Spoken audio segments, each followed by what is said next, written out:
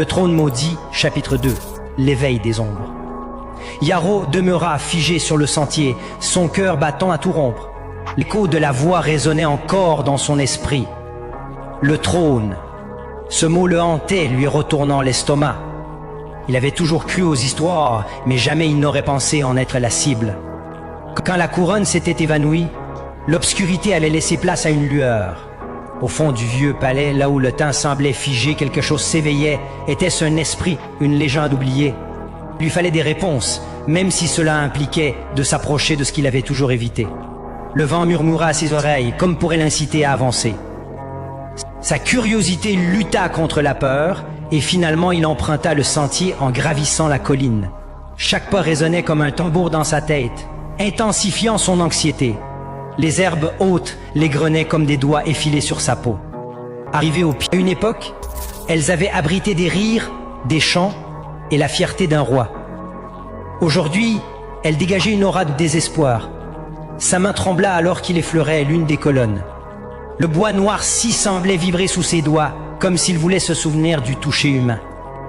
Les murs se dressaient devant lui, fiers mais fissurés, et la grande porte de pierre, jadis majestueuse, était maintenant fendue, comme si une force invisible avait poussé. Tout à coup, il entendit un léger chuchotement, presque inaudible. C'était son nom, encore. Yaro. Il connaissait ce nom. C'était le nom de son père, mais aussi celui des innombrables ancêtres. Un nom chargé d'histoire et de tradition. Il avala sa salive et franchit le seuil du palais. À l'intérieur, l'obscurité régnait, mais, à travers les fentes des murs, la lumière de la lune se frayait un chemin, dessinant des ombres allongées sur le sol. C'est alors qu'il aperçut une silhouette au fond de la salle, un être drapé dans une cape de l'ombre. « Qui es-tu » questionna Yaro, la voix tremblante mais déterminée. La silhouette se tourna lentement, dévoilant un visage impassible, encadré de cheveux d'argent et d'ombre, lumineux et inquiétant à la fois. « Je suis le gardien de ce lieu » répondit la voix, à la fois grave et chantante. « J'ai attendu millénaires pour ce moment. » Yaro était pris entre fascination et terreur. « Que veux-tu de moi ?»« Le trône a besoin d'un roi, et le roi a besoin de son trône, » murmura l'être. « Tu es celui qui a le courage d'affronter le destin. Tu as entendu l'appel. Je ne suis pas un roi. » Protesta Yaro, mais la voix continua implacable. « Tu portes le sang des rois. Tu es lié à ce lieu. La couronne attend celui qui saura la revêtir. » Un frisson parcourut les chaînes de Yaro. Il se souvenait des histoires sur les couronnes. Il se rappelait la terreur sur le visage des princes disparus. « Si je refuse, l'histoire se répète, » répondit le gardien. « Les ombres s'éveillent et le trône réclame un héritier. Tu ne peux pas fuir ce qui est inscrit dans le sang. » Des souvenirs flottaient dans son esprit.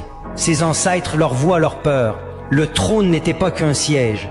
C'était un symbole de pouvoir, de danger, de sacrifice. « Accepte ton héritage, Yaro » s'écria le gardien. « Connais la force de ta lignée. Prends ton destin en main. » Il se sentait attiré vers la cour où trônait le vieux trône. Chaque pas vers lui semblait une invitation, mais chaque pas était aussi un poids sur son âme. Et là, au centre du palais, dans la lumière lunaire, il remarqua l'ombre du trône. La couronne était revenue, scintillant dans l'obscurité. Sans savoir pourquoi, il avança, entraîné par une force qu'il ne pouvait expliquer. Quand il s'approcha, la couronne sembla vibrer, un appel qui résonnait dans ses veines. « Qu'est-ce que cela signifie pour moi ?»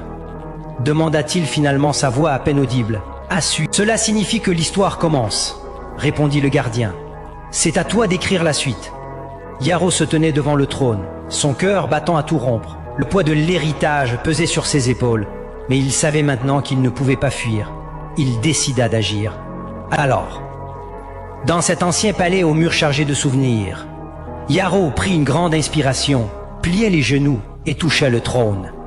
Le destin l'attendait. Envie de découvrir la suite de cette chronique? Écris-moi un commentaire et abonne-toi pour la suite.